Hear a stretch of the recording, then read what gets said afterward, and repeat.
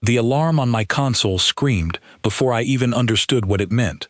Red light filled the observation deck, and every station around me went silent at once. I was the newest cadet on Outpost Calder Station, barely 3 months into my assignment, and I had never seen the senior officers freeze like that before. I am Kalen Vosh, of the Veyron people. We are small compared to most species in the galaxy, quick thinkers, careful planners, and we survive because we know when to be afraid. That instinct is bred into us over thousands of generations. So when I saw 4 full-grown Veyron officers staring at a single blinking dot on the star map, without moving, without speaking, I felt something cold settle into my chest. "What is that?" I asked, keeping my voice steady the way we are trained to. Officer Draith did not look at me. His eyes stayed locked on the screen. A human patrol ship just crossed into contested space near the Rel boundary. I waited for him to say more. He didn't. The silence stretched long enough that I finally understood he wasn't going to. "That's it?" I said. "A single ship crossed a border. Why does that stop the whole station?" Draith turned to me then, and something in his face made me straighten up without meaning to. "Because in 11 years on this station, I have watched 3 different fleets threaten war over less than that. Pirate raids, trade disputes, territorial disagreements. Every single time, someone attacks someone else within the week. And humans? Humans just adjust course," he said quietly. "They always just adjust course, and everyone else gets out of the way." That was the moment the question first took root in me, the question that would follow me for the rest of that year and change how I understood the entire galaxy. I had grown up hearing about humans the way most young Veyron do, as a strange, young species that arrived late to the greater community of worlds, without the ancient bloodlines or advanced philosophies of the older civilizations. We were taught to be polite to them, to trade with them, but never told to respect them, not really. Not the way we respected the Threll Dominion fleets or the Karathi war clans. And yet here was a senior officer, a veteran of real conflict, going quiet at the mention of a single human patrol ship. I could not let it go. That night, after my shift ended, I found Draith again, in the officer's mess, sitting alone with a drink he wasn't finishing. I sat across from him, uninvited, and he didn't tell me to leave. "Can I ask you something?" I said. "You're going to ask regardless of what I say. Why does no one ever attack the humans?" He looked up at me slowly. For a moment, I thought he might laugh or dismiss the question the way older officers usually dismiss anything from a cadet. Instead, his expression grew tired, the way someone looks when a question touches a memory they'd rather leave buried. "Do you know how many species have gone to war with each other in the last 200 years?" he asked. "I don't have the number memorized." "Neither do I, exactly. Too many to count cleanly. Border wars, trade wars, wars over resources, wars over pride. It's the nature of expansion. Everyone wants more, and everyone eventually reaches for it with force." He turned his glass slowly on the table. "But in 200 years, no organized power has launched a full attack on human territory. Not once. Not the Threll, not the Karathi, not even the old empires that used to brag about conquering 100 worlds. Maybe humans are just weak, and no one bothers," I said, testing the idea out loud. "Maybe there's nothing there worth taking." Draith's laugh was short and humorless. "They have some of the richest systems in this quadrant. Fertile worlds, rare minerals, key trade routes. If they were weak, someone would have taken all of it generations ago. Then they must be incredibly powerful, a hidden fleet, some secret weapon." "That's what I used to think," he said, "until I served near their border for 3 years. Their fleet is respectable, but it isn't larger than ours. Their technology is impressive, but it isn't beyond ours. On paper, if the Threll Dominion decided to commit their full strength against human space, most analysts would give the Dominion the advantage." I leaned forward. "Then why hasn't anyone tried?" He was quiet for a long moment, and when he spoke again, his voice had dropped low, the way people speak when they are choosing their words very carefully. "There was an attempt once, a long time before you were born. I only know pieces of it. Everyone only knows pieces of it. The full record is restricted, even to most officers of my rank." He met my eyes. "But I know enough to tell you this. Whatever happened, it was enough to make every major power in this part of the galaxy quietly agree, without ever writing it down anywhere official, that no one touches human territory again." I sat with that for a moment, feeling the weight of it settle over me. What happened? I don't know all of it, and even if I did, I'm not sure I'd want to be the one who tells you. He finished his drink and stood up, leaving me alone at the table with more questions than I had walked in with. Before he left, he paused and looked back at me one more time. "If you're smart, cadet, you'll let the question go. Some things are better left buried. But I have never been good at letting things go. It is, if I am honest, my greatest flaw and my greatest strength, depending on who you ask." That night, I lay awake in my quarters, staring at the ceiling, turning the conversation over and over in my mind. A young species, a modest fleet, no secret weapon that anyone could name, and yet an unspoken rule, held by every major power in the region, that human space was somewhere you simply did not go. That kind of restraint does not come from politeness. It comes from fear, real fear, the kind that changes behavior permanently, the kind that outlives the people who first felt it and gets passed down as instinct to everyone who comes after.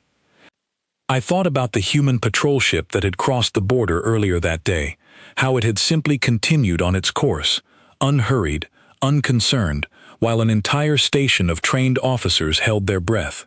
It hadn't fired a single shot. It hadn't even changed speed. And still, everyone around me had reacted as if something dangerous had just walked through the room. I decided, lying there in the dark, that I would find out why. I did not know yet how difficult that search would be, or how carefully the truth had been buried, layer after layer, by people who had lived through it and never wanted to speak of it again.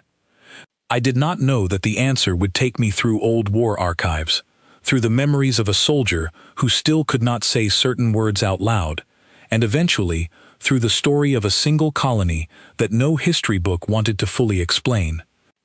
I only knew that somewhere in the galaxy's memory there was a reason, a single event, buried under decades of silence, that had taught every power capable of building a warship the exact same lesson, all at once, and never needed to teach it twice. And I was going to find out what that lesson was. The next morning, I requested access to the station's historical archive, the section reserved for interstellar conflict records. My clearance level was too low for most of it, but cadets are allowed limited research access for training purposes, and I intended to use every scrap of it I could get. What I found in those first few hours was strange in a way I had not expected. It wasn't that the information was hidden behind heavy security, the way you would expect for a real military secret. It was worse than that. The information simply wasn't there. Entire date ranges connected to early human contact were labeled as under review or pending declassification, terms that, in my experience, usually meant no one currently alive was in a hurry to explain them. I found trade agreements. I found diplomatic records. I found dozens of routine reports about human merchant ships, human scientific expeditions, human colonies expanding peacefully into unclaimed systems. Everything about humans, on the surface, looked ordinary, almost boring. But scattered through those records, like stones beneath still water, were small inconsistencies. A supply fleet from a minor trading company that vanished near human space and was never mentioned again in any official report. A diplomatic visit that ended abruptly, with the visiting delegation returning early and refusing all further comment. A line, buried in an old economic summary, that referred to the incident without ever explaining what the incident was, as though every reader at the time already understood. I began to realize that the silence itself was the pattern. Whatever had happened, it wasn't erased by accident. Someone, or many someones, across multiple governments, had decided this was a story better left untold. That only made me more determined. I spent the following days speaking to anyone on the station who might know something, and slowly, carefully, I found threads worth pulling. Most people brushed me off the way Drath had, with tired warnings and unfinished sentences. But eventually, a maintenance technician named Orsa mentioned, almost in passing, that her uncle had served during what she called the Quiet War, a term I had never heard before and one that appeared nowhere in the official archive. "The Quiet War?" I asked, trying not to sound too eager. "That's what the old-timers call it," she said, wiping grease from her hands. "Never officially declared, never officially fought, at least not the way you'd expect, but everyone who lived through it knew something had happened." "Do you know who fought in it?" She shrugged. "My uncle wasn't Veyron. He served with a joint fleet, back when a few species were still cooperating on shared border patrols. There was a Rithani soldier he mentioned sometimes, someone who'd actually served alongside humans during whatever happened. Name was Sela Grail, I think. Lives in retirement now, somewhere out past the trade lanes." It took me nearly 2 weeks of careful requests, favors, and more than a little bending of station protocol, but I eventually secured permission for a short leave, officially listed as a research assignment on historical diplomacy. My real purpose was simpler. I intended to find Sela Grail and ask her, directly, what she remembered. I did not know yet that her answer would be the first real piece of the truth I had been chasing, or that once I heard it, there would be no comfortable way to stop asking questions. I only knew that somewhere out past the trade lanes, someone was still carrying the weight of an answer that an entire galaxy had agreed never to speak aloud. And I intended to be the one who finally asked. The transport that carried me out past the trade lanes was slower than anything I had traveled on before, an old cargo vessel repurposed for passengers, creaking softly as it moved through the dark. I spent most of the journey reading whatever fragments of records I had managed to copy from the station archive, hoping to find some clue before I even arrived. I found nothing new. Whoever had sealed those files had done a thorough job. Sela Grail lived on a quiet agricultural moon, far from any major shipping route, in a small house surrounded by rows of pale blue crops that swayed gently in the artificial wind. When I arrived at her door, she was already outside, as though she had been expecting someone, even though I had sent no message ahead. Rithani are tall, broad-shouldered, with deep-set eyes that seem to measure everything they look at. She studied me for a long moment before she spoke. "You're Veyron," she said. "Young, and you didn't come all this way for the scenery." "My name is Kalen Vosh," I said. "I'm a cadet stationed near the Rel boundary. I've been trying to understand something, and I was told you might be able to help." "Let me guess." She crossed her arms. "You want to know about the humans?" I nodded, unable to hide my surprise. She let out a slow breath and stepped aside from her doorway. "You'd better come in then. This isn't a conversation for standing outside." Her home was simple, filled with old photographs and small mechanical parts, arranged like keepsakes on every shelf. She made a warm drink for both of us, more out of habit than hospitality, and settled into a worn chair across from me. "How much do you already know?" she asked. "Almost nothing," I admitted. "I know there's something called the Quiet War. I know it involves humans. I know that whatever happened, it convinced every major power in this part of the galaxy to leave human territory alone, and that no one wants to talk about why." She was quiet for a while, turning her cup slowly in her hands. "I served for almost 30 years, she finally said.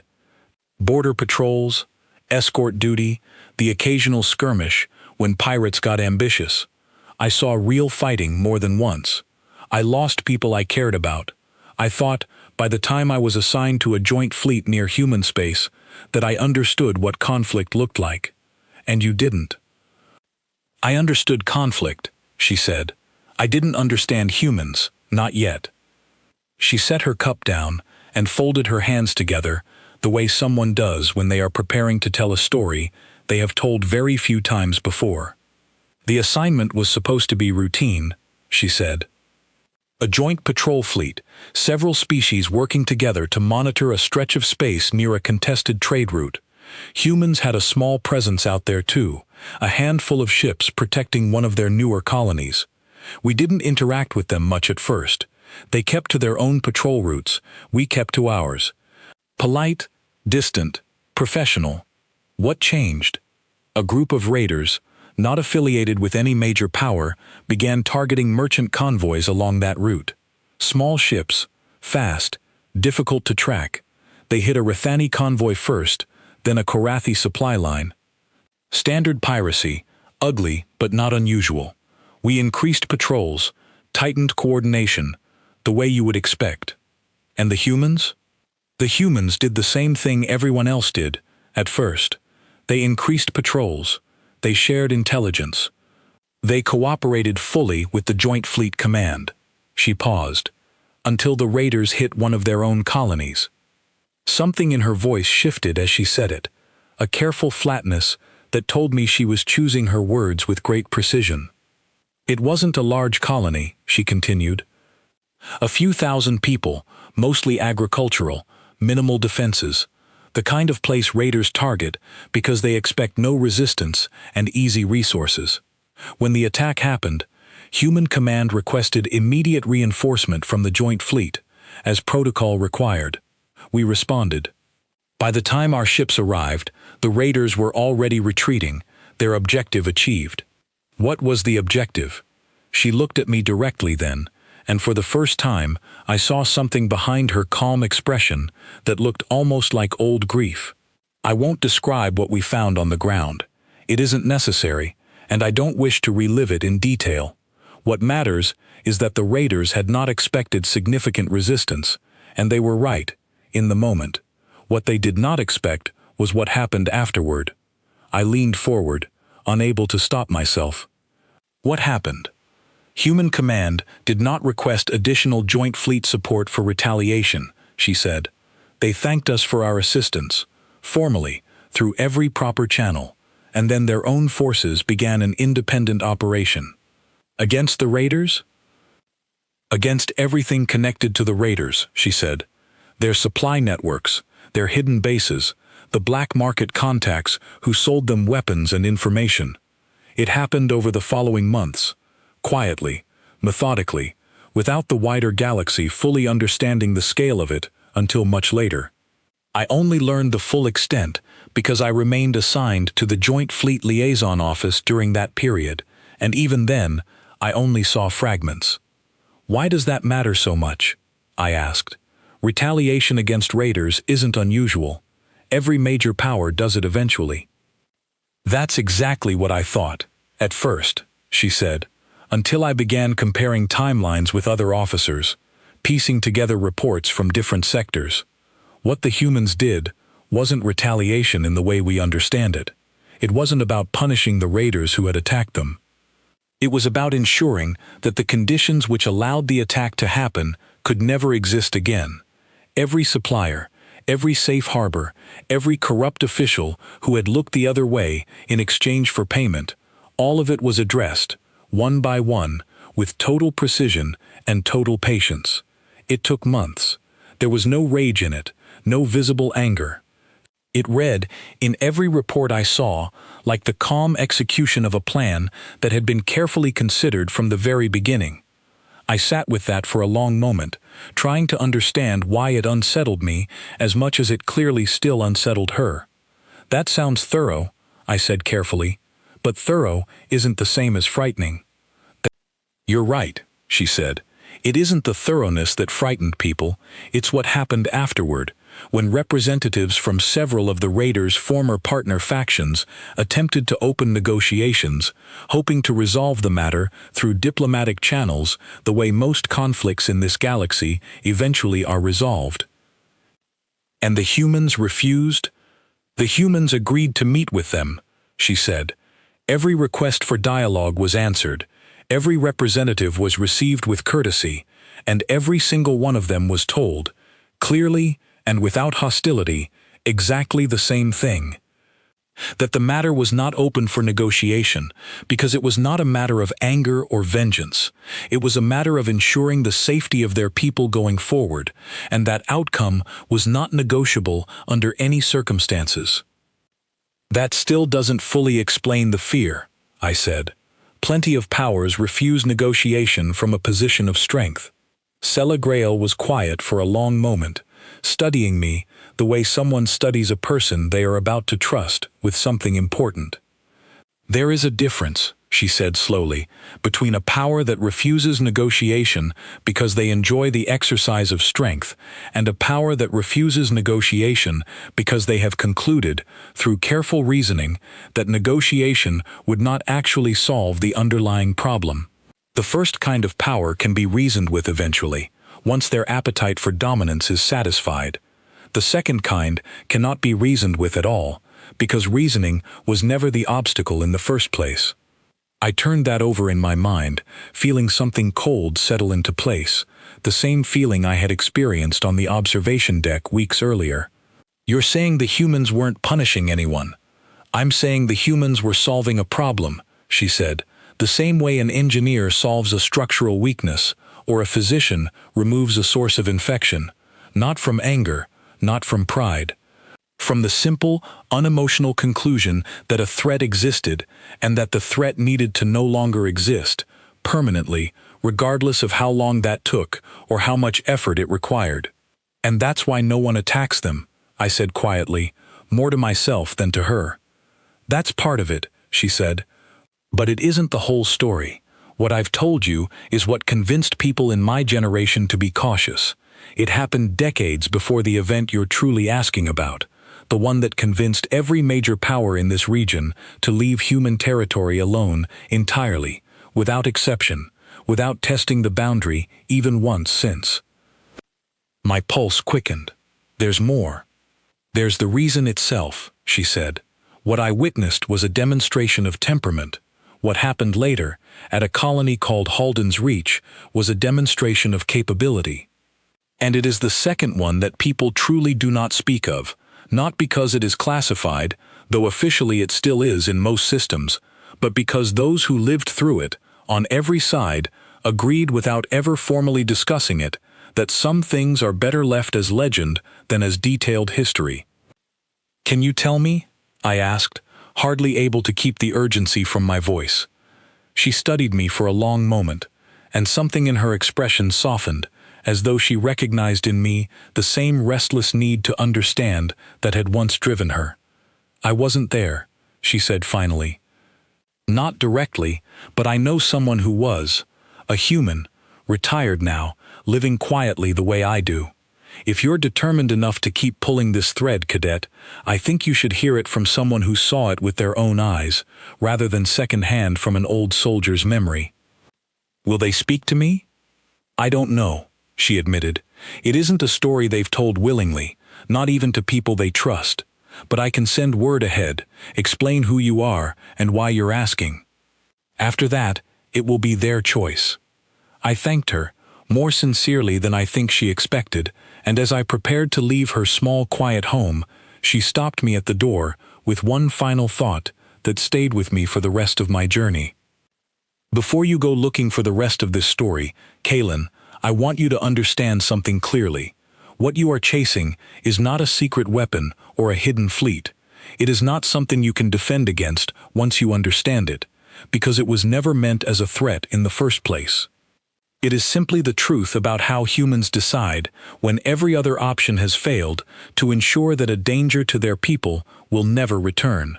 And once you understand that truth completely, you will understand why every power capable of building a warship in this galaxy has quietly agreed, for decades now, never to find out firsthand again.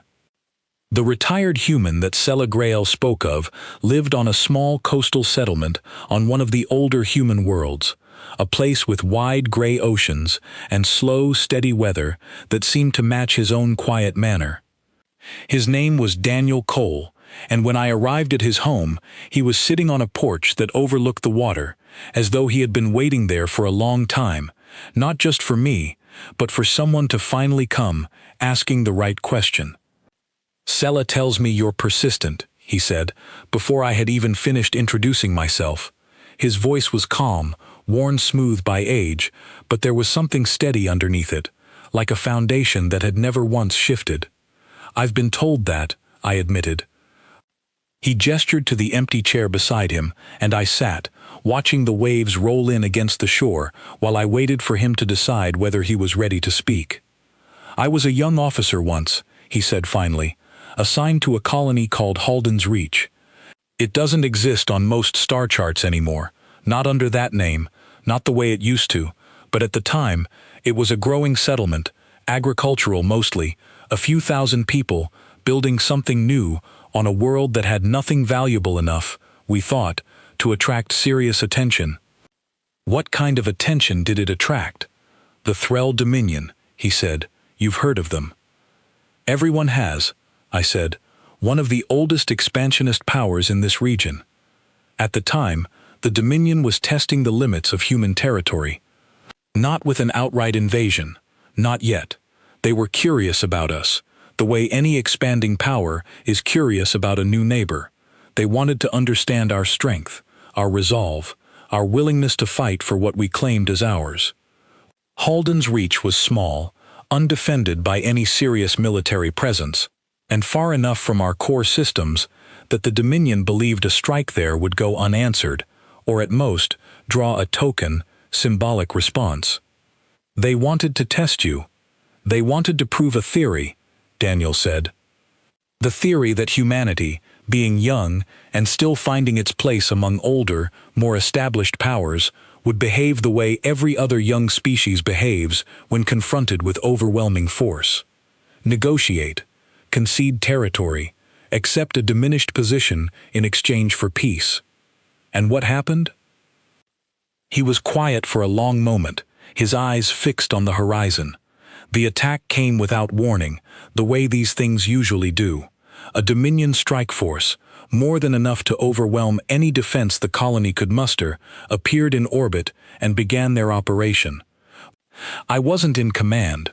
I was young, assigned to colonial security, mostly trained for handling local disputes, not full military engagement.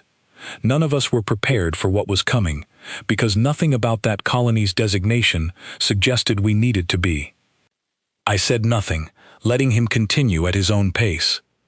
"I won't describe everything that happened during those hours," he said quietly.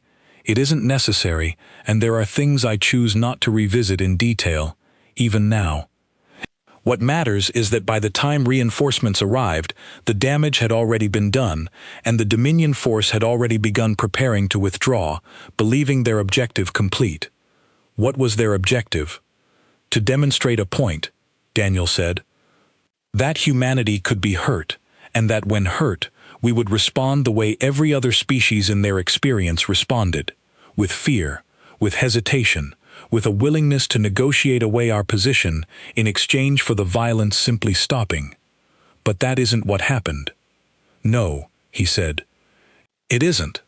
He shifted in his chair, and for the first time since I had arrived, I saw something in his expression that looked almost like reluctant respect, aimed not at himself, but at the people who had come after him in that chain of decisions. "Word reached human high command within hours," he said. "Not just about the attack itself, but about the specific tactics used, the specific choices made by the Dominion commanders during the operation. And what I learned much later, from officers who were part of that response, is that human command did not react with anger. They did not rush a counterattack out of a need for immediate retaliation. They took the time to understand exactly what had happened, exactly who had given the orders, and exactly what would be required to ensure that no colony, however small or undefended, would ever be treated as an acceptable target again." "How long did that take?" "Weeks," he said. Which to the Dominion must have seemed like confirmation of their theory. No immediate response, no visible fleet massing at their border. From their perspective, humanity was doing exactly what they expected, absorbing the loss quietly and preparing, perhaps, to open diplomatic channels. They were wrong. They were profoundly wrong, Daniel said. What was actually happening during those weeks of apparent silence was a complete and total accounting. Every ship involved in the attack was identified. Every commanding officer was identified. Every decision point in their chain of command, every supply line that had made the operation possible, every political figure within the Dominion who had authorized or quietly approved the test, all of it was mapped, in detail, by people whose only task was to ensure that the response, when it came, would be complete. I felt a chill settle over me, the same one I had felt on the observation deck, the same one Sela Grail's voice had carried when she described what she had witnessed decades earlier. When the response finally came, Daniel continued, it was not aimed at Dominion civilians.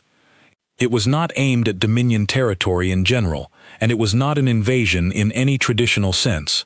It was aimed, with total precision, at every individual and every asset directly responsible for the decision to attack Halden's Reach. The commanders who led the strike force, the officials who approved it, the military infrastructure that had made the operation possible in the first place. Within a matter of days, all of it, without exception, no longer existed as a functioning capability. How is that possible? I asked, without triggering a full-scale war between two major powers. That's the part most people outside human space never fully understand, Daniel said, because it very nearly did. The Dominion's immediate instinct, once they understood what had happened, was to treat it as an act of full-scale war and respond in kind, mobilizing their entire military capacity against human territory in retaliation. But they didn't. They didn't, he agreed, because before they could act on that instinct, human command did something that no one, on either side, fully expected. They opened direct communication with the Dominion's highest surviving leadership, not to negotiate, not to apologize, and not to threaten further action. They simply explained, in complete and total clarity, exactly what had happened, exactly why it had happened, and exactly what would happen again, every single time, under identical circumstances, if any power ever chose to test humanity's resolve in that way. What did they say, specifically? Daniel closed his eyes for a moment, as though recalling words he had heard secondhand so many times over the years that they had become permanently etched into his memory. The message, as it was later described to me by someone who was present for the exchange, was simple. Humanity does not seek territory beyond what it needs. Humanity does not seek conflict for the sake of pride or dominance. But humanity will not, under any circumstances, allow the individuals responsible for harming its people to remain capable of doing so again. That response is not born from anger, and it is not negotiable, and it will not change no matter how many times the test is repeated, because it is not a punishment. It is simply the removal of a demonstrated danger, carried out with exactly as much force as necessary, and not one measure more. And the Dominion accepted that? The Dominion had no evidence to contradict it, Daniel said. Every individual responsible for the attack had already been dealt with, completely, before the message was even delivered. There was no bluff to call, no threat left unfulfilled. The demonstration had already happened. All that remained was the explanation. I sat with that for a long moment, watching the waves continue their slow, steady rhythm against the shore, trying to understand the full weight of what he had just described. That's why no one negotiates the way you'd expect, I said slowly, thinking it through as I spoke, because negotiation implies there's a threat still being held in reserve, something still to be avoided through concession. But if the response has already happened, completely, before the conversation even begins, there's nothing left to negotiate. That's exactly it, Daniel said, something like quiet approval in his voice. Most conflicts in this galaxy operate on a principle of escalation and de-escalation.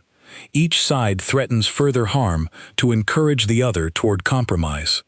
Humanity, when truly provoked in that specific way, does not operate on that principle at all. There is no threat of further harm held in reserve, because the harm has already been fully and completely delivered, precisely calibrated to the individuals responsible, before any conversation about consequences even takes place. What follows afterward is not negotiation. It is simply an explanation of what already occurred, and a clear, calm statement that the same outcome will follow every time, without exception, under the same circumstances.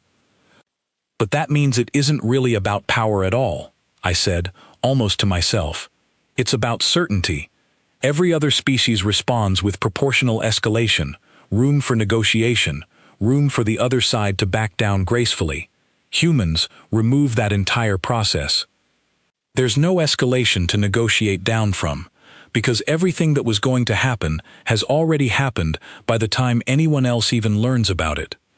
Daniel nodded slowly. That is the part that unsettled every power who learned of it, far more than the scale of the response itself. It wasn't the destruction that frightened them. Every major power in this galaxy has the capacity for destruction on that scale, and worse. What frightened them was the complete absence of hesitation, the complete absence of negotiation, and most of all, the complete absence of anger. It was clinical. It was calm. It was carried out by people who did not raise their voices, did not seek public acknowledgement, and did not gain anything from it beyond the simple, quiet certainty that the specific danger which had threatened their people no longer existed. I thought of Sela Grail's words, weeks earlier, about the difference between a power that enjoys the exercise of strength and a power that simply solves a problem the way an engineer solves a structural weakness. I understood now, more fully than I had before, exactly what she had meant. Word of what happened at Halden's Reach spread quietly, through diplomatic channels, through private conversations between officers of different species who had served alongside human forces at some point in their careers, Daniel continued. It was never announced publicly. It was never used as propaganda or as a warning, delivered with pride. It simply became understood, gradually, across every major power capable of building a warship, that the specific chain of decisions which led to that outcome was not something anyone wished to trigger a second time. And no one has, since. No one has, he said, not once, in all the years since. Colonies far smaller and far less defended than Halden's Reach have existed at the edges of human territory for decades, completely unmolested, not because they are hidden, not because they are heavily guarded, but because every power with the capability to attack them has quietly concluded that the outcome would never be worth the certainty of what would follow. We sat together in silence for a while after that, the ocean continuing its slow rhythm beside us, and I found myself thinking not about fear, but about something closer to understanding. This was not the story of a species that loved violence, or one that sought dominance over others. It was the story of a species that had, once, been tested in the worst possible way, and had responded not with rage, but with an almost frightening clarity of purpose, a complete unwillingness to leave any threat unresolved. "Thank you," I said finally, "for telling me." Daniel Cole looked out at the water for a long moment before he answered. "I've only told you what happened," he said. "I haven't told you why it matters, not really. Understanding the event isn't the same as understanding the philosophy behind it. If you want to understand that, cadet, you're going to need to hear it from someone who lives by it now, someone who represents what humanity has become in the years since, rather than someone like me, who only remembers what it cost to arrive there." "Do you know someone like that?" He smiled, faintly, for the first time since I had arrived. "I know exactly who you should speak to next." The journey back to Outpost Calder Station gave me more time to think than I knew what to do with. I spent most of it staring at the star charts on my console, tracing the borders of human territory, marking every colony I could find listed in the open records. Dozens of them, some barely defended, scattered along the outer edges of their claimed space, exactly as Daniel Cole had described. Undefended, unmolested, and completely at peace for as long as anyone could remember. I kept returning to one thought during that quiet journey. It would have been easy, upon hearing the story of Halden's Reach, to conclude that humanity was simply dangerous and that the galaxy avoided them out of pure survival instinct. But that explanation did not sit right with me, not fully. Fear alone does not explain decades of unbroken peace along a border that stretches across dozens of systems. Fear fades. Fear gets tested by ambitious commanders who believe the old stories are exaggerated, by new generations who never witnessed the original event and assume the danger has been overstated with time. And yet, no one had tested it, not once, in all the years since. That kind of consistency required something more durable than fear. It required certainty, the kind that does not erode with each passing generation because it is renewed, quietly, through every single interaction that follows. When I returned to the station, Officer Draith noticed the change in me immediately. He found me in the observation deck during a quiet shift, staring at the same star map that had first caught my attention weeks earlier. "You look like someone who found more than they were looking for," he said. "I think I did," I admitted. He sat down across from me, and for the first time since our first conversation, he seemed genuinely willing to talk. "Tell me what you learned." I told him everything, as clearly as I could. The quiet war Sela Grail had witnessed, the calm and total dismantling of an entire criminal network without a single moment of visible anger, the events at Halden's Reach, the precise and total accounting the Dominion had faced, and the strange, clinical calm with which it had all been carried out. When I finished, Draith sat quietly for a long moment, absorbing it. "That matches what I understood as well," he said finally, "though I never had it explained so completely." "There's something I still don't fully understand," I said. "Fear explains why the Dominion never tried again. It doesn't fully explain why no one else has tried since, across an entire galaxy, for decades. New powers rise, old grudges fade. Someone, somewhere, should have decided the story was exaggerated by now." Draith considered that for a moment. "Have you ever negotiated directly with a human diplomat, Kalen?" "No," I admitted. "Not directly. I have, a handful of times, during trade disputes along the boundary." He leaned back in his chair. "There's something you notice, the first time you sit across from a human negotiator, that you don't fully appreciate until you've dealt with enough other species to have a comparison. Most negotiations, across most species I've dealt with, involve a certain amount of exaggeration. Threats slightly larger than what would actually be carried out.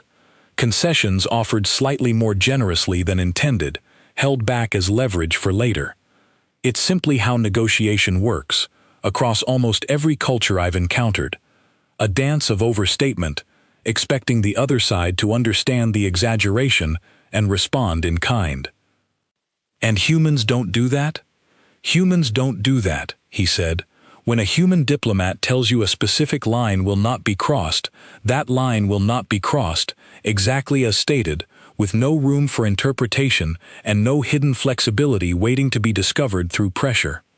When a human diplomat tells you a specific consequence will follow a specific action, that consequence follows, precisely as described, neither more severe nor less severe than what was originally stated. I turned that over carefully. That sounds almost too simple to explain everything I've learned. "It is simple," Draith said. "That's exactly what makes it so effective, and exactly what makes it so different from how the rest of the galaxy operates. Most powers rely on ambiguity as a tool, keeping their true intentions and true limits unclear, so that opponents remain uncertain and cautious. Humans do the opposite. They make their intentions and their limits completely clear, in advance, every single time, precisely so that no one can claim afterward that they did not understand the consequences of a particular action. That's why there's no room for testing the story," I said slowly, understanding beginning to take shape. "It isn't that no one questions whether Halden's Reach really happened the way it's described. It's that every power capable of testing it has been told, clearly and directly, exactly what would happen if they did, and they've come to trust that the description is accurate, because it always has been before. Precisely, Dreyeth said. Humanity has never once made a threat it did not follow through on exactly as stated, and it has never once followed through on a consequence it had not clearly warned about in advance. That combination, over enough repeated interactions across enough different powers, builds something far more durable than fear. It builds absolute predictability, and predictability in matters of survival is worth more than any fleet. I sat with that for a long while after he left, watching ships move slowly across the star map, thinking about everything I had learned. It was not cruelty that kept the galaxy at peace along the human border. It was not even, strictly speaking, fear, not in the way I had originally imagined it. It was trust, of a very particular and unusual kind. Trust that when humanity said a line existed, that line was real. Trust that when humanity warned of a consequence, that consequence was neither exaggerated for effect nor softened out of hesitation. Every other power in the galaxy, myself included, had grown up in a culture where words carried a certain built-in flexibility, where a firm warning might still leave room for negotiation if circumstances changed, where a stated limit could sometimes be pushed a little further than expected before real consequences followed. Humanity, it seemed, operated by a different rule entirely. Say exactly what will happen, mean exactly what is said, follow through exactly as described, every single time, without exception, so that trust in the warning itself became the only deterrent anyone would ever need. I began to understand, sitting there, why the story of Halden's Reach had never needed to be repeated. It was not because humanity had grown weaker or less willing to respond in the years since. It was because every power capable of testing that resolve had received, at some point, in some form, a clear and honest warning about what would happen if they did, and had come to trust, through decades of consistent behavior, that the warning was not a bluff. A few days later, I received an unexpected message through the station's diplomatic channel. It was a formal notice from Human Liaison Command, informing our outpost that a representative would be arriving within the week to conduct routine relations meetings with several species stationed along the boundary. Attached to the notice, almost as an afterthought, was a personal note addressed to me directly. Daniel Cole had kept his word. The note was brief, signed by someone named Laura Finch, indicating that she had been informed of my research and would be willing to speak with me during her visit, provided station protocol allowed for it. I read the message 3 times before I fully believed it was real.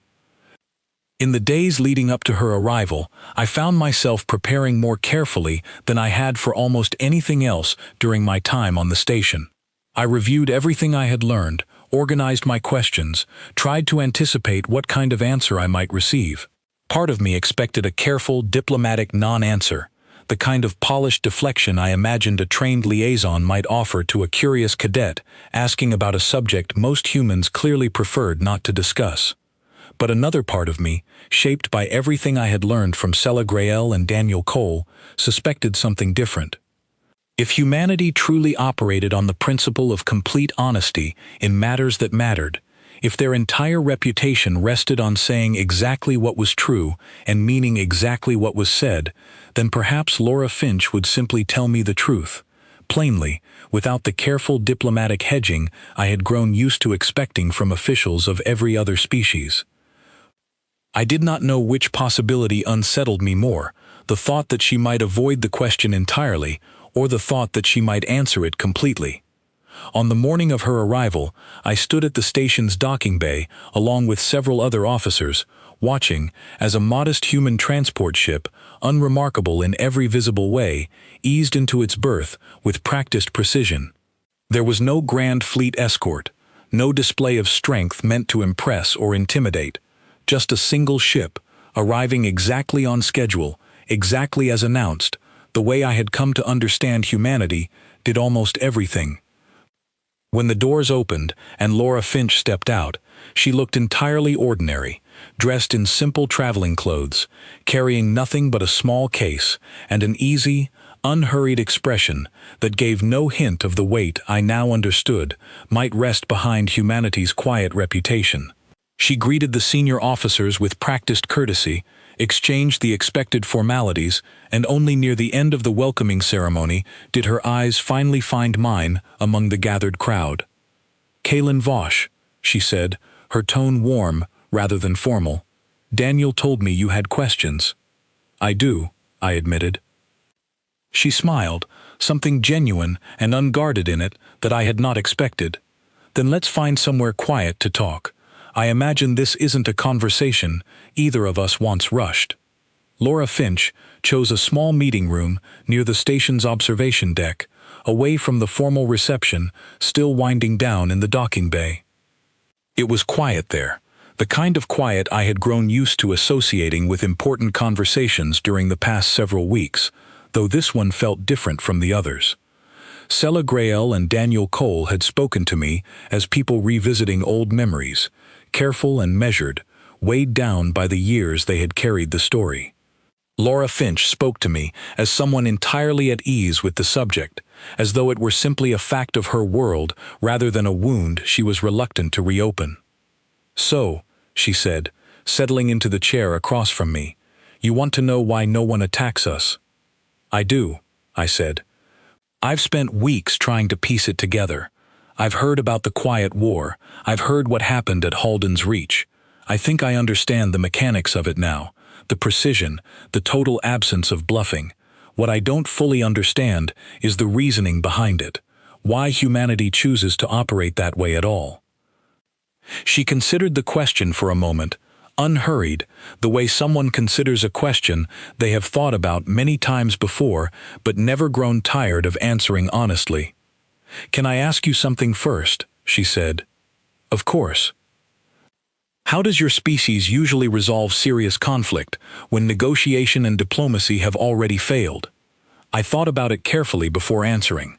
"Escalation, usually. Increasing pressure, increasing consequences, until one side concedes enough ground that peace becomes acceptable to both parties. Sometimes that takes a long time. Sometimes it requires several rounds of conflict before a lasting balance is found. And during that process," she said, "how much of what each side says is entirely true? How much room is left for exaggeration, for bluffing, for holding something back as leverage?" "A fair amount," I admitted. "It's simply how negotiation works, in most cultures I'm familiar with." She nodded slowly. "That's the difference, Kalen.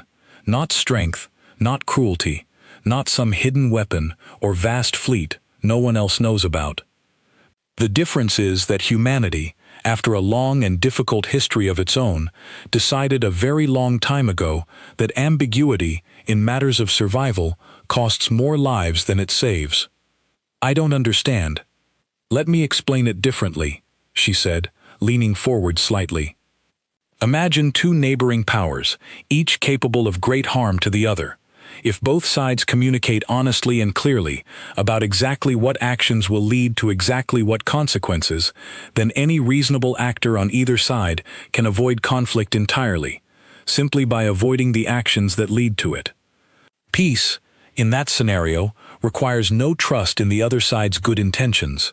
It only requires trust in the other side's honesty." I turned that over slowly. "But most negotiation relies on some ambiguity as a form of protection. Keeping your true limits unclear so the other side can't exploit them precisely." "That's true," she said, "and it works, most of the time, between powers who share a similar understanding of acceptable risk. But ambiguity has a cost that people often overlook. It creates uncertainty about where the true line actually is, and uncertainty invites testing. Someone, eventually, always wants to know exactly how far they can push before real consequences begin. And in that testing, mistakes happen. Lines get crossed that were never meant to be crossed. People get hurt because the boundary was never made completely clear in the first place. So humanity removes the ambiguity entirely. We try to," she said. "It isn't a perfect system, and it took us a very long history of painful mistakes to arrive at it. But the principle is simple. If we tell another power clearly that a specific action will result in a specific, permanent consequence, we mean it exactly as stated, not exaggerated for effect, not softened out of hesitation, exactly as described. And because we have never once broken that pattern, in all the years since anyone can remember testing it, other powers have learned that our warnings can be trusted completely. That's why Halden's reach never needed to be repeated, I said slowly. Halden's reach was not the beginning of that principle, she said. It was a terrible confirmation of it, at a cost none of us are proud of. But the principle existed long before that day, and it exists just as strongly now, in every interaction we have, with every power along our borders. We tell people clearly what will happen. We follow through exactly as described. And we never once soften a stated consequence out of sympathy, and we never once exaggerate a threat beyond what we actually intend to carry out. But that requires an enormous amount of discipline, I said. It would be easier, surely, to occasionally bluff, to occasionally show leniency beyond what was originally warned. It would be easier in the short term, she agreed, and it would cost us everything we've built in the long term. The moment a single warning proves to be exaggerated, or a single stated consequence turns out to be negotiable after all, the entire foundation collapses. Every power along our border would begin testing every boundary again, the way boundaries are tested everywhere else in this galaxy, because they would have learned that our word carries the same flexibility as everyone else's. I sat quietly for a moment, absorbing the full weight of what she was describing. So the reputation isn't built on fear at all, I said finally. It's built on reliability. Fear plays a role, certainly, she said. No one wants to experience the consequences we've described, but fear alone fades over time, the way Draith explained to you, I imagine, given what you've told me. Reliability doesn't fade the same way. It compounds. Every honest warning that proves true, every stated limit that holds exactly as described, strengthens the foundation a little further. Decades of that consistency have built something far more durable than any single show of force ever could. There's something else I don't fully understand, I said, choosing my words carefully. Sela Grail described what happened during the Quiet War as almost clinical. No anger, no visible emotion, simply the calm removal of a threat. Daniel Cole described Halden's reach the same way. It sounds almost cold when you describe it that plainly. Laura Finch's expression softened slightly, and for the first time since our conversation began, I saw something more personal behind her calm professionalism. It isn't cold, Kaylin. It's the opposite of cold. Anger clouds judgment.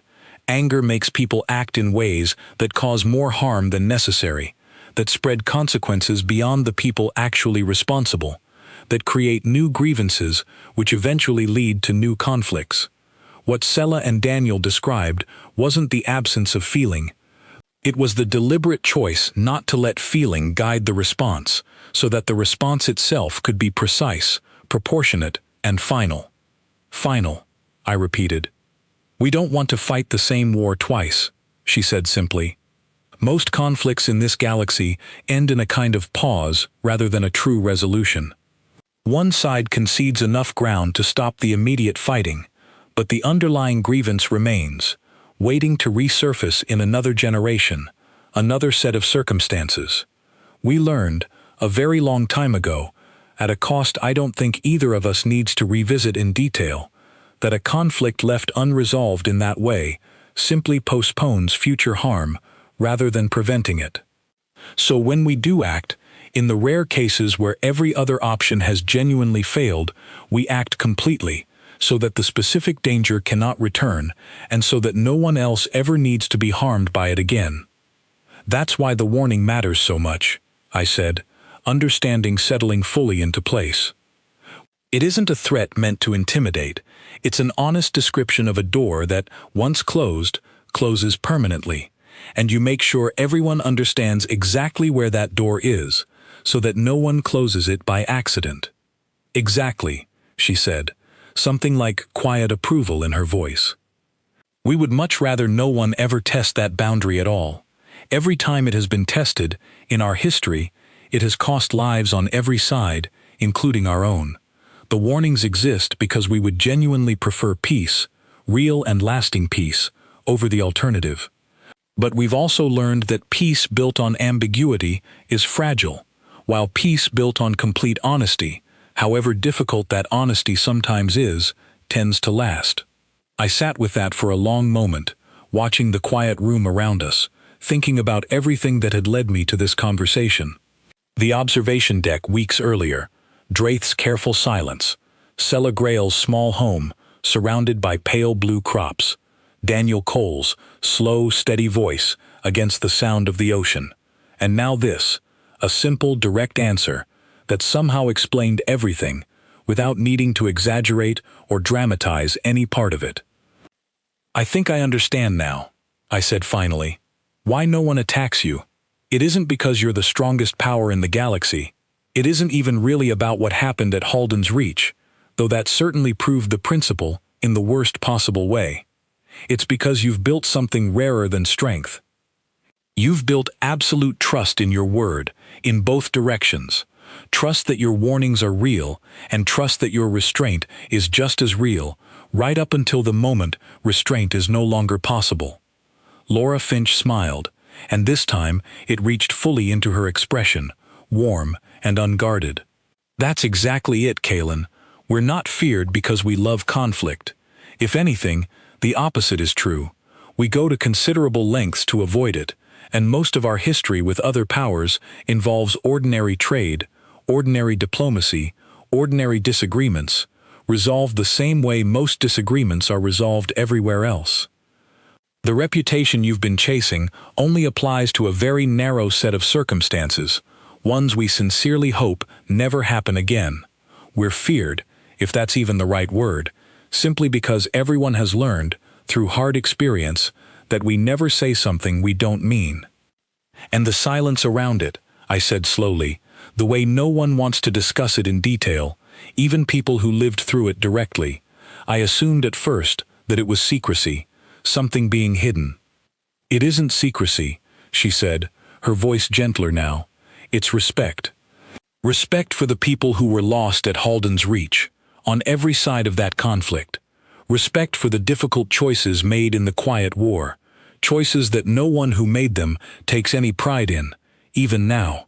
We don't hide the story because we're ashamed of what it says about our capability. We simply don't wish to turn it into a legend told for effect, something repeated as a boast rather than remembered as a genuine tragedy that we hope never has to happen again." I thought of Sela Grail's tired eyes, of Daniel Cole's quiet voice against the sound of the waves, and understood, finally, exactly what Laura Finch meant. The silence I had spent weeks trying to break through was never meant to keep me out. It was simply the quiet, careful way that people who had witnessed something painful chose to carry it, without turning it into something smaller or easier than it actually was. "Thank you," I said, "for telling me the truth." "That's the only thing I know how to tell you," Laura Finch said, standing to leave.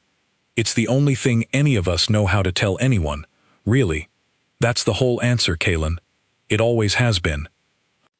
I stayed in that quiet room for a long while after she left, watching the stars drift slowly past the observation window, thinking about everything I had learned since the day a single human patrol ship had crossed a border and frozen an entire station into silence. I understood now that the silence had never been about fear alone, and never truly about hidden strength. It had been about something far simpler, and somehow far more powerful.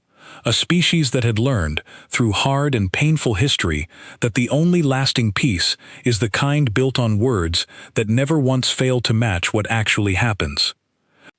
I thought about all the small, undefended colonies scattered along the edges of human space, existing peacefully for decades, protected not by walls or fleets, but by a reputation built one honest warning at a time. And I understood, finally, standing alone in that quiet room with the stars turning slowly outside, exactly why no one in the galaxy had ever dared to find out, a second time, whether that reputation was true.